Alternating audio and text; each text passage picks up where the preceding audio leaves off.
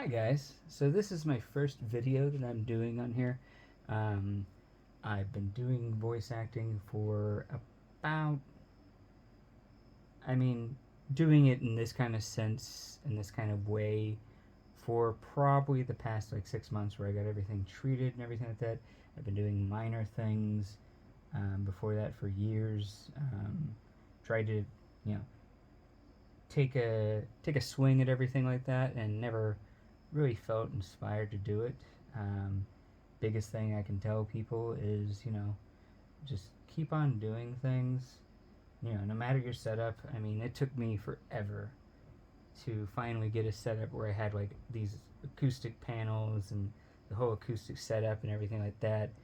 And just keep on doing it, and eventually, it'll work. It just takes time, and this is the reality of it. I mean, I have papers here. Some people have uh, like iPads and stuff like that. I find the papers a little bit easier. It does waste a lot of paper, obviously. So probably at some point I'll get a cool little iPad or something like that to maybe do the lines instead. That would be a lot easier than me doing it this way. Um, Obviously, you know, uh, first things first, I guess we should talk about the setup that I currently have. I'm using a Focusrite Scarlett over there. I'm recording currently on Audacity, which I suggest anybody getting into it, voice acting in general, you know, use Audacity. It's worked great for me. A lot of professional voice actors still use it. I mean, you could use the things like the Adobe thing and the Pro Tools, all that stuff like that. I also use a program called Reaper. I'm currently messing with that and getting used to it, and it is more complicated than Audacity for sure. But I've heard a lot of positive things. I've watched a lot of videos about it, and definitely something I would suggest people looking into. But anyway, this is just my. Oh, I guess I should talk about the other parts of the setup that I currently have. This is just a regular boom stand thing. You can get it from anywhere. I got mine from, I think, Facebook Marketplace or something like that. Then pop filter. Obviously, I can't remember what brand it is. I don't think it really matters. There's the wiry mesh ones that some people really like. I like this kind. I do like the wiry mesh one whenever I'm using other microphones. If I'm using something not like this microphone. This is a Shure M7X, yeah, something like that. Um, I have to remember what it is. I can't even remember these things. Um, but it's what I prefer. That's what I've been using as a microphone. I found it once again on Facebook Marketplace. Great mic. I spent less than $200 on it, and I highly suggest it for anybody getting into doing voice acting. It's worked well for me, taken me a lot of trial and error to get it to the way I want to. A lot of people use the Carteroid style microphones, like your Neumanns and your stuff like that. This works perfectly fine for me. More people use it for podcasting and the like, which, by all means, I mean, you could use the SM7B is like one of the most popular ones that most people use. I like that mic. I found that I like this one more. I don't know why. It's just worked better in the area that I'm currently in. Um, but for the most part, I mean, that's the setup that I'm running. And I mean, my first setup that I ever had was using a cheap, like, microphone. I think it was from the Scarlett, the Focusrite, the Solo. And they had a kit that came with it, and the microphone inside that. The microphone inside of it's really good. You can find them super cheap. The kit itself was kind of expensive. I think mainly because of the audio interface is kind of good. I used it for a long time. I still use it every once in a while, um, and the microphone's not bad, really. I suggest a lot of people to that microphone that are getting into it. It works for what you need to do. As I said beforehand in the earlier parts of this, doesn't matter what you use as long as you get things out there and start trying to do things.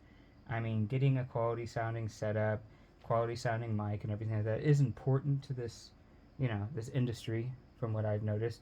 And it does help to have acoustically treated areas like I did. But the first things I used was one of those like voice shield things. I still have it down here somewhere with all my stuff.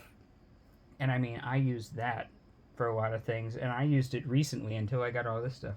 This setup I've only had for about a month now, and this is substantially different. I mean, you're talking the difference between one of those little cone half moon things. They work. It's what I did, and I got a couple jobs doing it, and it worked really well. Um, but then I got this, and it just works better for me. I found these panels. Now, not everybody's going to be this lucky.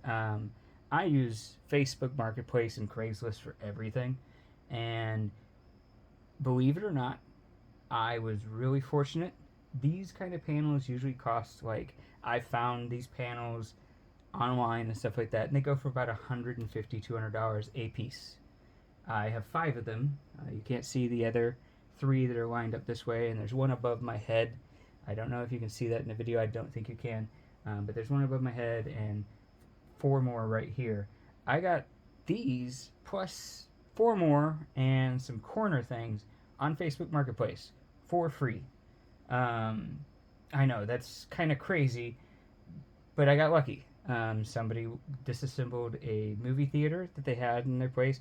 Real rich dude, I guess, or something like that. Disassembled it, said, hey, come pick it up. I don't need it. I got them for free. I could have not asked for a more fortunate thing in my life and in my career and a more calling out than that. But these things are expensive, and I tell people you can make them. I've made a couple beforehand, and they were okay. But after you spend money and your time and everything like that, I mean, you spend like $20 in materials in each one, averagely.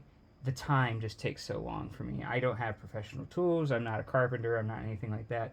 So it took me a lot of time. If you're somebody that has a bunch of carpentry tools and all that setup and everything like that, by all means, knock yourself out. It will be great.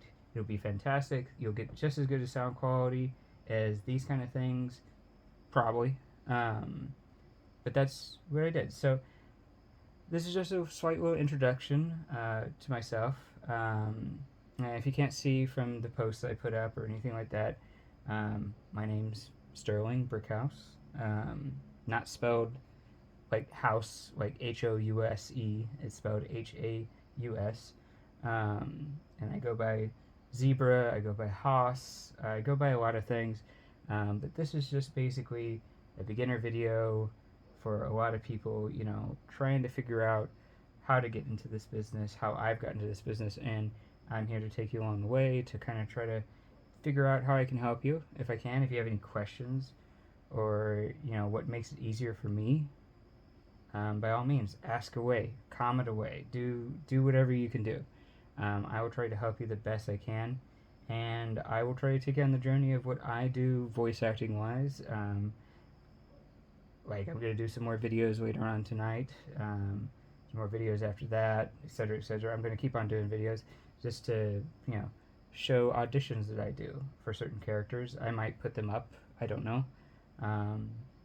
Well, I might put up the characters, the way that they look and what they're looking for, and see if you guys agree with it, if it was the right call for it, or anything like that. But that's pretty much it for this time around. I hope to catch you later, and thank you for watching. Bye.